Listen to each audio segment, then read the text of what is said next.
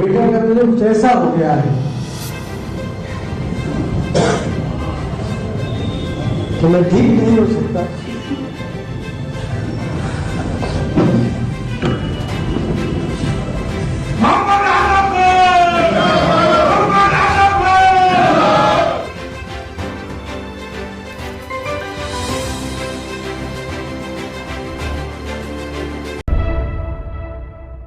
नमस्कार, आदाब। आप देख रहे हैं मेरा यूट्यूब चैनल। मैं हूं आपके साथ बुशरा खानम फहद। तो उत्तर प्रदेश में चुनाव है और ऐसे में सियासत अपने पूरे शबाब पर है। वर्चुअल रैलियां हो रही हैं, फिजिकल रैलियां नहीं हो रही हैं, लेकिन लग रहा है कि इससे बहुत ज़्यादा फर्क जो है उत्तर प्रदेश की सियासत पर नहीं हो रहा है।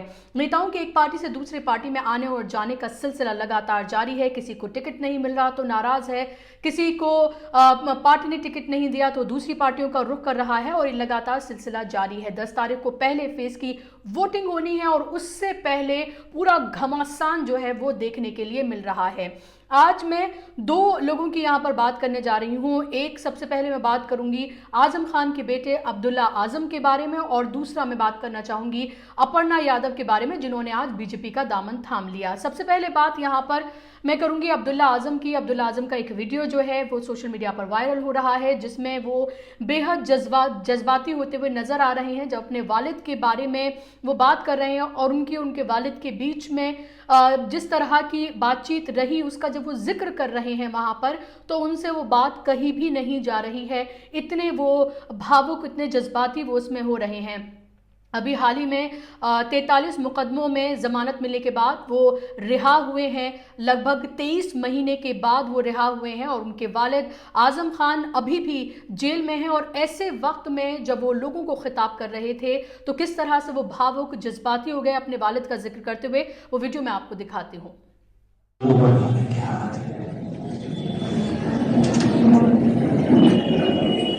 अब जब उनको बाहर से ले जाने लगे मेरे पास से आईसीयू,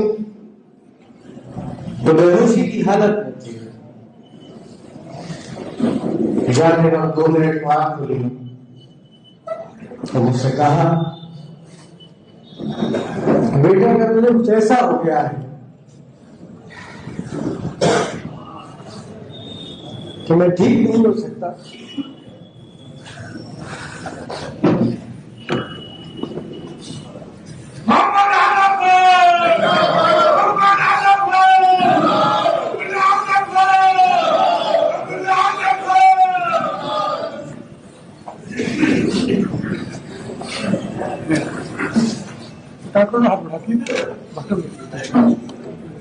तो जो हो वो अपने घर जाके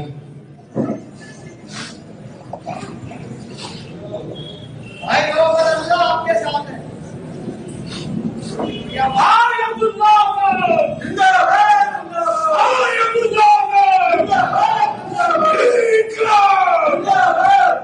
मैंने दुआ करी कि अल्लाह जेल को मैं कायदी ना हूं, जो कोई शिकायत बस तू मेरे वालिद को बचा।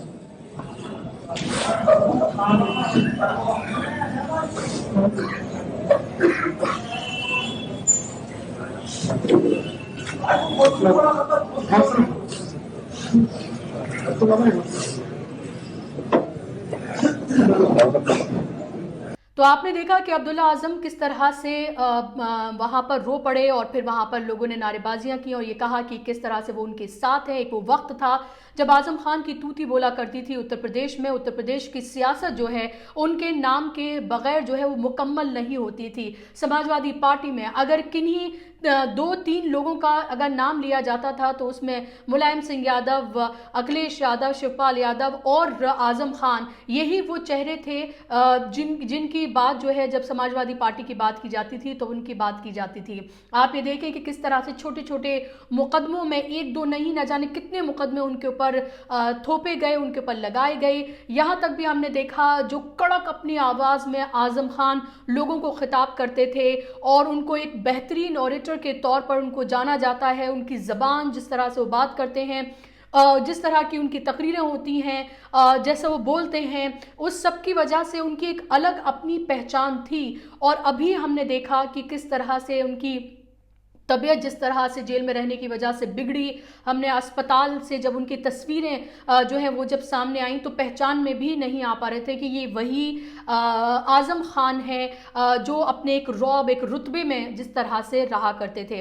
अब बेटे अब्दुल्ला आज़म जेल से रिहा हो गए हैं, इलेक्शन से जस्ट पहले वो रिहा हुए हैं। अब ऐसे में देखना बेहद महत्वपूर्ण होगा कि अपने वालिद की जो विरासत है उसे वो किस तरह से, कितनी मजबूती से वो आगे बढ़ाएंगे। हालांकि लोगों की शिकायत ये भी रही, खासतौर पर जो समाजवादी पार्टी या आजम खान के जो सपोर्टर रहे, कि जिस तरह से आजम खान के मसले को, उनको जो टारगेट किया गया, उसको जिस तरह से समाजवादी पार्टी को उठाना चाहिए था, बाकायदा तौर पर एक आंदोलन बनाकर, एक तरह से एक बड़ा प्रोटेस्ट, एक मूवमेंट करके लगातार जिस तरह से उसको करना चाहिए था, वैसा कुछ करने में समाजवादी पार्टी विफल रही है, नाकामयाब रही है। ये उनके समर्थकों का इल्जाम भी है और लगातार इसको लेकर सवाल भी उठते रहे हैं। लेकिन इलेक्शन से ठीक पहले आजम खान के बेटे अब्दुल्ला आजम का रिहा होना, और वो भी जब उनकी तकरीरें हम सुनते हैं अब्दुल्ला आजम की, तो वो कहीं ना कहीं लगता है कि अपने फादर से उन्होंने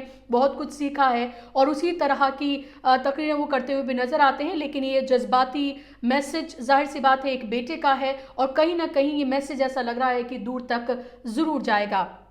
दूसरी बात अपर्णा यादव की मैं करना चाहूंगी। अपर्णा यादव की हम बात करते हैं तो अपर्णा यादव ने आज बीजेपी का दामन थाम लिया। तो अब आप ये देखिए कि किस तरह से जो विचारधारा है वो उसकी कोई अब वैल्यू ही नहीं रह गई है, आइडियोलॉजी नाम की कोई चीज ही नहीं रह गई है। बीजेपी के नेता समाजवादी पार्टी में शामिल होते हैं, 5 साल वहां पर रहते हैं, फिर इलेक्शन से ठीक पहले समाजवादी पार्टी का दामन थाम लेते हैं। समाजवादी पार्टी में आप ये देखिए कि खुद मुलायम सिंह यादव की जो बहू हैं वो आप देखिए कि वो समाजवाद का दामन छोड़ के बीजेपी में चली आती हैं और राष्ट्रवाद की वहां पर बात करती हैं। तो आइडियोलॉजी नाम की तो कोई चीज रह ही नहीं गई है। अब वही समाजवादी पार्टी और वही मुलायम सिंह की बहू जो हैं उसको इस तरह से बीजेपी दिखा रही है कि जब उन्होंने पार्टी ज्वाइन की तो वहां पर जेपी नड्डा मौजूद थे, स्वतंत्र देव सिंह मौजूद थे, खुद योगी आदित्यनाथ मौजूद थे, और उसको इस तरह से दिखाया जा रहा है कि बड़ी सेंधमारी जो है वो की गई है समाजवादी पार्टी के खेमे में, जिस तरह से अपर्णा यादव ने बीजेपी को ज्वाइन किया है। और एक तरह से गोदी मीडिया भी सारा लग गया है कि बीजेपी को कितना फायदा होगा अपर्णा यादव के बीजेपी ज्वाइन करने के बाद। अब आप ये देखिए कि जब अपर्णा यादव की आप बात करते हैं तो अपर्णा यादव की पहचान क्या है? सबसे पहले आप ये कहते हैं मुलायम सिंह यादव की बहू अपर्णा यादव बीजेपी में जा रही हैं, या जब भी आप उनके बारे में बात करते हैं तो मुलायम सिंह यादव की बहू के तौर पर ही आप उनका नाम लेते हैं। तो ये उनकी पहचान है। और आप अगर ये कहें कि बहुत सियासी तौर पर बीजेपी को क्या इससे फायदा होगा, तो मैं आपको बता दूं कि एक ही बार वो इलेक्शन लड़ी है लखनऊ कैंट से और वो भी वो हार गई थी। वो एक स्टूडेंट लीडर के तौर पर एक्टिव रही और जाहिर सी बात है जब यादव परिवार में उनकी शादी हुई तो उनका नाम उस परिवार से जुड़ गया, तो वैसे ही फिर वो चेहरा बन गई। लेकिन बीजेपी में जाकर वो कोई बड़ी सेंधमारी समाजवादी पार्टी में कर लेंगी या उससे बीजेपी को बहुत कोई नुकसान होने जा रहा है, तो ऐसा नहीं है। ये दरअसल परसेप्शन की राजनीति की जा रही है, दिखाने की कोशिश कि देखिए खुद जो मुलायम सिंह यादव की जो बहू हैं वो बीजेपी में शामिल हो रही है। तो एक तरह से परसेप्शन बनाने की कोशिश जो है वो बीजेपी करने की कोशिश करे। इससे कोई बहुत सियासी फायदा बीजेपी को नहीं होने जा रहा है। अपर्णा यादव के ज्वाइन करने से सारा खेल जो है सिर्फ टिकट का है, सारा खेल जो है वो टिकट बंटवारे का है, बस इतना ही है। वरना आइडियोलॉजी जो है वो तो अब दूर की कौड़ी हो चली है, अब कोई आइडियोलॉजी किसी के साथ नहीं चलती है। अगर वाकई में हमने देखे कोई बदलाव की कोई राजनीति या उस करने की कोशिश अगर कोई कर रहा है तो कांग्रेस को फिलहाल देखा जा सकता है, चाहे वो महिलाओं को टिकट देने की बात हो या फिर दूसरे तरह से जिस तरह से उन्होंने जो कैंडिडेट्स उनको चुना है, या जिस तरह की वो स्ट्रॉन्ग स्टैंड जो है हिंदुत्व और हिंदुज्म के मसले को लेकर लेते हैं, या हम हर मसले पे जहां हमको लगता है कि शायद कोई तो ऐसा लीडर हो जिसको लेकर बात करे, जिस तरह की नफरत की राजनीति की जा रही है, तो हम ये देखते हैं कि राहुल गांधी या प्रियंका गांधी इसके बारे में बात करते हुए नजर आते हैं। अब देखना ये होगा कि अपर्णा यादव से बीजेपी को कितना फायदा फायदा होता है, लेकिन एक तरफ 3 मंत्री और 10 से ज्यादा एमएलए पार्टी छोड़ते हैं और दूसरी तरफ आप ये देखिए कि अपर्णा यादव जो है समाजवादी पार्टी से वो बीजेपी में जाती हैं। तो आप देख सकते हैं कि पलड़ा जो है वो किसका भारी है। पहले लग रहा था कि शायद ये चुनाव जो है कहीं ना कहीं जो हिंदू मुसलमान जो है उसके मसले पर होता हुआ ज्यादा नजर आ रहा है, लेकिन और हमने देखा भी कि अखिलेश यादव जो हैं वो सॉफ्ट हिंदुत्व की सियासत भी करते हुए नजर आए, चाहे रथ यात्रा निकालना हो, उनका हाथ में गदा लेना हो, हाथ में फरसा लेना हो, तो कहीं ना कहीं सिंबॉलिक वो दिखाने की उन्होंने कोशिश की सॉफ्ट हिंदुत्व की राजनीति करने की। लेकिन अभी फिलहाल ये लग रहा है कि ये कहीं ना कहीं इलेक्शन सामाजिक न्याय और वर्सेस हिंदुत्व ज्यादा नजर आ रहा है। वो तमाम मसले जो दरअसल मसले होने चाहिए, चाहे वो बेरोजगारी हो, महंगाई हो, छात्रों के मसले हो, अध्यापकों के मसले हो, किसानों के मसले हो, कोरोना की का मिसमैनेजमेंट हो, या सरकार जो है लगभग हर उस पर जिसको लेकर उन्होंने वादे किए तो उस पर फेल जो है वो साबित हो रही है। ये तमाम मसले जो हैं वो मसले बन रहे हैं। हो सकता है मीडिया मैनेजमेंट करके आपको कुछ और दिखाने की कोशिश की जा रही हो, लेकिन जमीनी हकीकत जो है वो इससे बिल्कुल अलग है।